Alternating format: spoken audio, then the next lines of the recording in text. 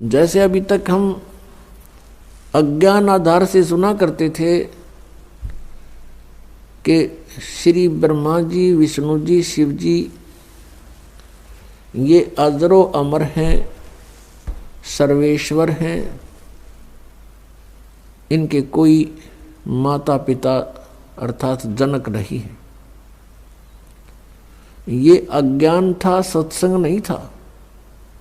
जबकि इनकी जीवनी में लिखा है कि ये नाशवान हैं, इनकी जन्म मृत्यु होती है, दुर्गा इनकी माता है और काल रूपी ब्रह्म इनका पिता है।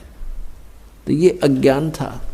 अब यहाँ थोड़ा सा प्रमाण देना पड़ेगा, नहीं तो भक्त प्रथम बार इस बात को सुनेगा कि ब्रह्मा विष्णु महेश नाशवान है, इनकी जन्म मृत्यु होती है, तो बिदक जाएगा और हो सकता है फिर ये कभी वचन भी ना सुने।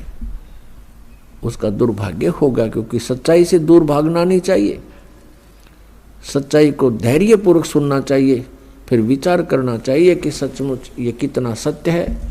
और सत्य है तो फिर सत्य के लिए हम भटक रहे हैं। सत्य मिला और हमें अपना कल्याण हुआ।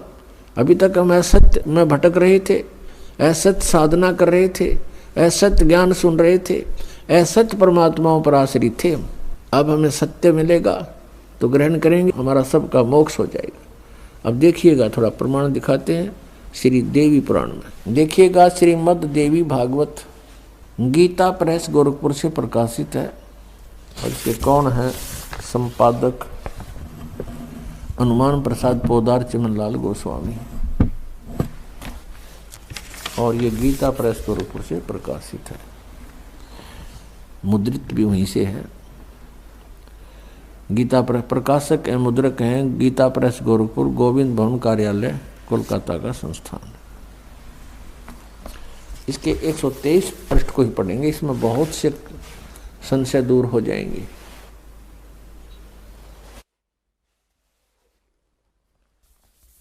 तीसरा स्कंद श्रीमद् देवी भागवत आप पढ़ रहे हैं, 123 पृष्ठ पर देखिएगा।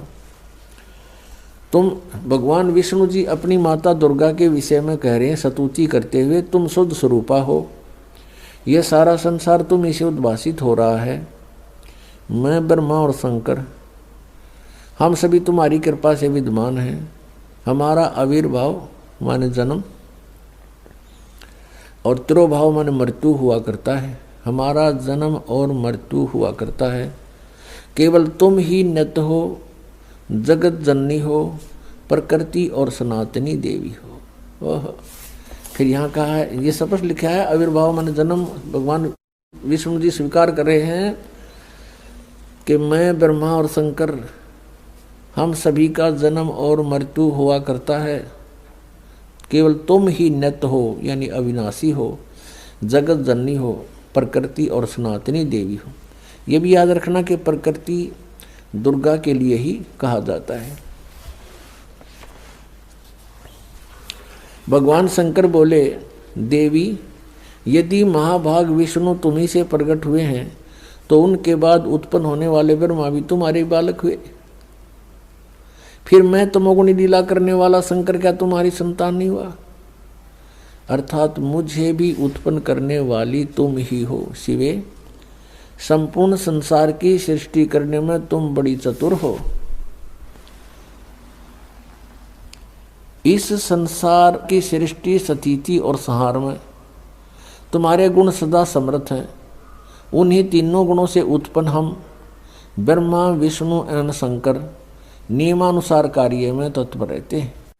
अब पुण्यात्माओं, इस श्रीमद् देवी भागवत यानी देवी पुराण ने चंद पंक्तियों में ये 5 कंसेप्ट क्लियर कर दिए।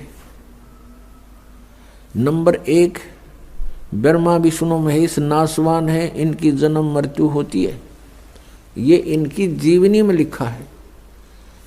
और नंबर 2, प्रकृति दुर्गा को कहते हैं। नंबर 3, दुर्गा इन ब्रह्मा विष्णु महेश की माता है। और नंबर 4, ये कहते हैं हम तो केवल नियमित कार्य ही कर सकते हैं, यानी जिसके संस्कार में दुख या सुख जैसा है उसको एज इट इज दे सकते हैं, उसमें हम कोई परिवर्तन नहीं कर सकते। और पांचवा ये हो गया कि रजगुण ब्रह्मा, सतगुण विष्णु, तमगुण शिव।